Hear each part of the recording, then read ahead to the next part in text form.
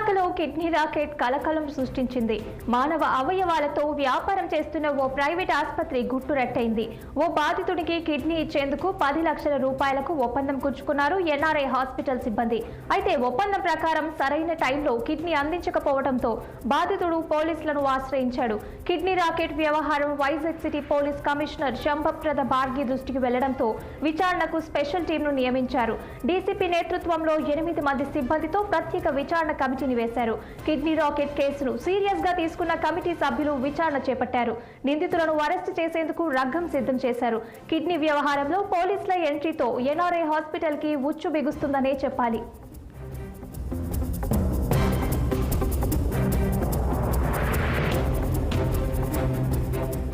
ఇక ఇదే అంశంపై మరింత సమాచారం మా ప్రతినిధి కన్నబాబు ఫోన్ లైన్ లో అందించడానికి సిద్ధంగా ఉన్నారు. కన్నబాబు, చెప్పండి, కిడ్నీ రాకెట్ ముఠా గుట్టు రట్టైన నేపథ్యంలో సంబంధించిన అప్డేట్స్ ఏంటి? Good evening Sahana. ఏదైతే విశాఖలో మరొక కిడ్నీ ర్యాకెట్ కలకలం రేగిందని చెప్పాలి. ప్రైవేట్ హాస్పిటల్ తాలూకా సిబ్బంది నిర్వహణతో బయటపడినటువంటి ఈ కిడ్నీ ర్యాకెట్ గుట్టురట్టు అయిందని చెప్పాలి. బాధితుడు ఎవరైతే ఉన్నారో బాధితుడు పోలీసులను ఆశ్రయించడం ఈ విషయం కాస్త బయటకు వచ్చింది. తనకు ఇస్తానన్నటువంటి ఒప్పందం ప్రకారం కిడ్నీ ఇచ్చేందుకు 10 లక్షల రూపాయలు ఒప్పందం కుదిరించినట్లుగా కూడా ఎన్ఆర్ఐ హాస్పిటల్ సిబ్బంది ఈ బాధితుడితో సంప్రదింపులు జరిగినట్టుగా తెలిసింది. అయితే ఈ సంప్రదింపుల విషయంలో కొంత తను అనుకున్న టైంకి లేదా తనకు ఏర్పాటు చేస్తున్న టైంకి 10 లక్షలకు ఒప్పందం కుదిరించుకున్నటువంటి టైంకి ఇవ్వకపోవడంతోనో లేదా మరే ఇతర కారణాలతోనో ఎవరైతే ఉన్నారో బాధితుడు ఏదైతే ద్వారకా పోలీస్ స్టేషన్ లో ఫిర్యాదు ఇచ్చినట్టుగా కూడా తెలుస్తుంది. అయితే ఇంతకు కిడ్నీ ఇవ్వకపోవడం పోలీసు రాసిన బాధితుడు ఎవరైతే ఉన్నారో ఆ బాధితుడి వివరాలు అయితే కొంత గోప్యంగానే ఉంచారని అయితే చెప్పుకోవాలి. అయితే నగర సిపి దృష్టికి విషయం వెళ్లడంతో కిడ్నీ ర్యాకెట్ వ్యవహారం కాస్త కూడా బట్టబయలైంది. అయితే కిడ్నీ ర్యాకెట్ కేసులో కూడా ఇప్పటికే సిపి కాస్త సీరియస్ గానే ఉన్నారని పెంచారు. దీంతో కాస్త ఈ విషయంపై దూకుడు పెంచారంటే ఏదైతే ఈ కిడ్నీ ర్యాకెట్ సమస్య వార్తలు ఏవైతే కథనాలు ప్రచురణ అవుతున్నాయో దీని మీద కొంత సిపి సీరియస్ గా తీసుకొని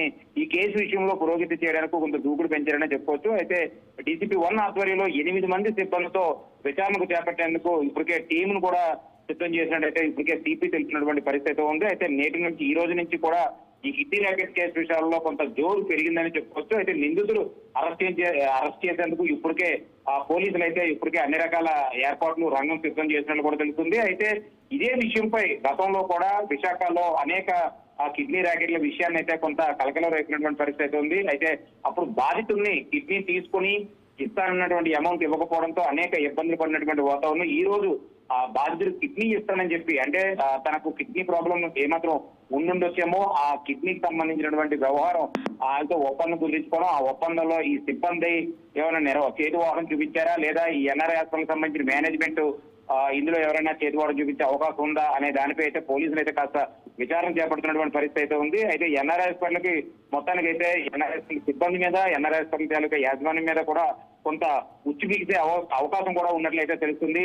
స్థానికంగా ఒక్కసారిగా విశాఖ ఎన్ఆర్ఐ హాస్పిటల్ పై ఈ యొక్క రకమైనటువంటి వార్తలు కథనాలు ప్రచారం కావడంతో ఒక్కసారిగా విశాఖలో అయితే కలకలం అయినటువంటి పరిస్థితి అయితే ఉంది.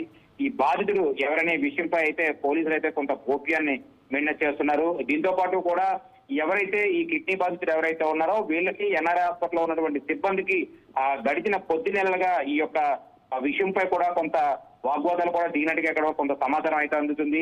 మొత్తానికి బాధితుడికి అడిగినటువంటి ఎవరైతే కిడ్నీ పేషెంటా లేదా కిడ్నీ పేషెంట్ కి సంబంధించిన బంధువుల అనే విషయంపై అయితే కొంత క్లారిటీ రావాల్సిన అవసరం ఉంది. అయితే ఈ బాధితులకి సంబంధించినటువంటి విషయంపై ఇస్తానన్న టైంకి కిడ్నీ ఏర్పాటు చేయకపోవడంతో ఈ యొక్క వ్యవహారం కాస్త బయటకు వచ్చిందని అయితే చెప్పుకోవచ్చు. తానా ఈ కిడ్నీ అమ్ముకోవడం అనేది నేరం కింద పరిగణిస్తారు. బాధితుడి మీద పోలీసులు ఏమైనా చర్యలు తీసుకుంటున్నారా? అంటే ఇక్కడ అమ్మే విషయం పైననే కాదు, అది కొనేయడానిక లేదా ఆయన వేరే అంటే ఈ ఫ్యామిలీలో ఎవరికైనా అవసరం అయితే వాళ్ళతో ఒప్పందం కుదుర్చుకొని ఇస్తానన్న వ్యవహారమా అనే విషయం అయితే కొంత క్లారిటీ రావాల్సి ఉంది సహనా. అయితే ఈ కిడ్నీ ఇచ్చేందుకు అంటే హాస్పిటల్తో తీసుకునేందుకు గాను హాస్పిటల్ దగ్గర తీసుకునేందుక లేదా వీళ్ళ దగ్గర ఉన్నటువంటి కిడ్నీని అమ్ముకోవడానిక అనే విషయం అయితే కొంత క్లారిటీ రావాల్సి ఉంది.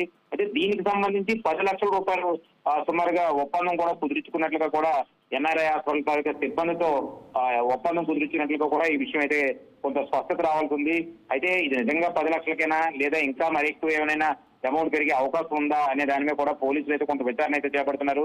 ఈ విషయం అయితే కొంత గోప్యంగానే ఉంచినట్టు తెలుస్తుంది. ఎందుకంటే ఈ విషయం కనుక బయటపడితే ఈ నిందితులు ఎవరైతే ఉన్నారో లేదా ఈ బాధితుల తాలూకా ఫిర్యాదు మేరకు ఇచ్చినటువంటి సిబ్బంది కొంత ఎలర్ట్ అయిపోతారన్న ఉద్దేశంతోనా అనేది ఇంకా పూర్తి క్లారిటీ అయితే తెలియకుంది. మొత్తానికి ఈ రోజు సాయంత్రం లోపల ఈ కిడ్నీ ర్యాకెట్ కి సంబంధించినటువంటి ఎవరైతే బాధితులతో పాటు ఈ ఎవరైతే ఎన్ఆర్ఐ హాస్పిటల్ సంబంధించిన సిబ్బంది ఎవరైతే ఉన్నారో వాళ్ళ మీద కొంత ఎంక్వైరీ చేసినటువంటి పరిస్థితి కూడా ఉంది.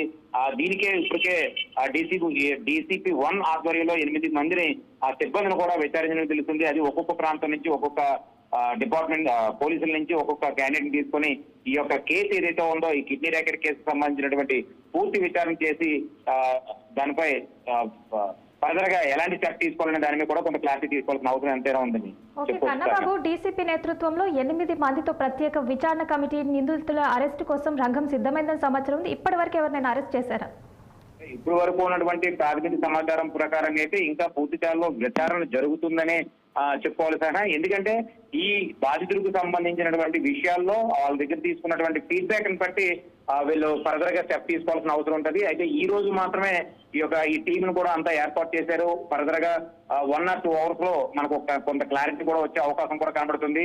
మొత్తానికి విశాఖలో ఈ కిడ్నీ కలకలం కాస్త కూడా బయటకు వార్తలు పొక్కడంతో ఈ టీం ఎవరైతే ఎన్ఆర్ఐకి సంబంధించిన సిబ్బంది ఎవరైతే ఉన్నారో వాళ్ళు కొంత ఎలర్ట్ అయినట్టుగా కూడా తెలుస్తుంది. వాళ్ళని పట్టుకునే పనిలోనే ఇప్పటికే పోలీసులు అయితే పనిలో పడినట్టుగా కూడా తెలుస్తుంది sir. Okay, thank you Kannababu.